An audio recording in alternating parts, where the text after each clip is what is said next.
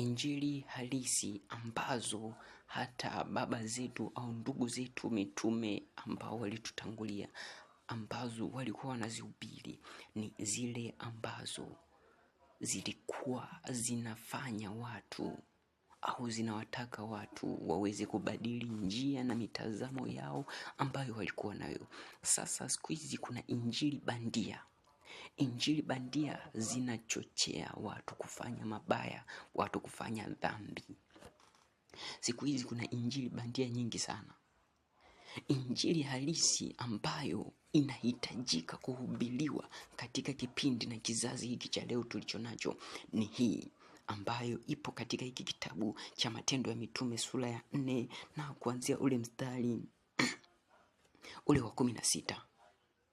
Ni injili ambazo zinataka watu watengeneze, wabadilishe njia na mitazamo yao ambayo ni miovu iweze kufanana na Mungu. Lakini sasa wengi tunaipenda injili hizi za kupeti za kubembelezana. Hizi injili hazitaweza kumwokoa mtu na tabia zake alizonazo. Zitamwacha aendelee na tabia zake zile zile. Wengi wanaogopa kukemea dhambi. Wanapenda injili fulani ya tambalale sana. Kama injili ambayo inahitajika kuhubiriwa ndo hiyo. Kama injili inayohitajika ni hii ya kupeti, kubembelezana. Ni kwa nini wale ambao walitutangulia jasho la damu liliwatoka? Wengi walikuwa tayari hata kuuawa. Wengine walikatwa vichwa hata kwa misumeno. Ni kwa sababu ya injili. Injili inayohitajika ni ile ambayo inachoma mioyo ya watu. Kama kuna makosa wanayafanya, basi waweze kuchoma mioyo yao na waweze kubadilika. Walipohubiri katika kipindi kile, watu waliokuwa wakiwasikiliza wakasema, kulitokea makundi mawili. Wengine wakasema, tutendeje ndugu zetu kwa hayo mnayotuambia? Tumeyapokea sawa, tutendeje sasa ili tubadilike? Na kundi la pili likasema, tuchukue mawe tuwapige hawa wanaozungumza mambo kama haya, kwa sababu ni injili ngeni. Siku za leo kuna injili za kubembelezana. Watu wanapenda peti, injili peti. Vaa kama mnavyoweza, nyoa kama mnavyojua, fanya vyovyote uwezavyo.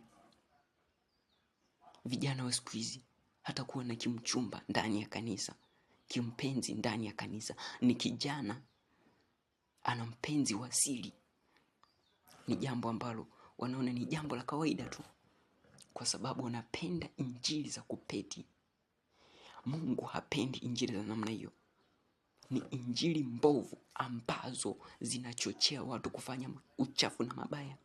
Wengine wanahubiri injili eti za mapenzi, yani eti lala na mume wako kwa mara ngapi kwa siku, fanya hivi na hivi, fanya hivi na hivi.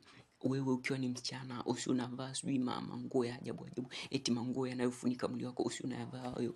Eti wanahubiri tu injili fulani, eti vaa kisketi fulani kinaishia kwenye magoti, vaa kisuruali fulani, wewe ni mwanamke, ili watu wakuone, ili watu wakupende. Nataka nikwambie kwamba injili kama hizo zinachochea uzinzi na mapenzi. Na kwambia ndugu yangu ukweli ya kwamba kama unazisikiliza injili za namna hiyo zinazochochea uzinzi na mapenzi, mchungaji au mama mchungaji anasimama kufundisha na kuchochea swala la mapenzi kanisani, tambua kwamba ni injili mbovu ambayo inahubiriwa katika kizazi cha leo. Lengo lake ni kupotosha na kuiharibu jamii, hasa vijana.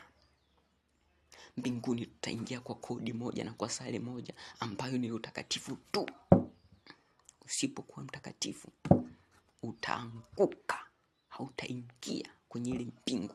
Ndio maana wengi watasema, Bwana Bwana, tulilia na kuomba, tuliishi katika hema yako, tulitoa matoleo, tulifanya miujiza kwa jina lako, lakini atawafukuza, atawaambia tokeni, siwajui. Bwana anahitaji injili halisi. Injili halisi inachoma mioyo ya watu, inawapa watu maamuzi ya kutengeneza maisha yao. Hizi injili za kupeti, kubembelezana, hazitakupeleka popote. Mungu akusaidie ugeuke. Ni sauti ya mtu aliye nyikani.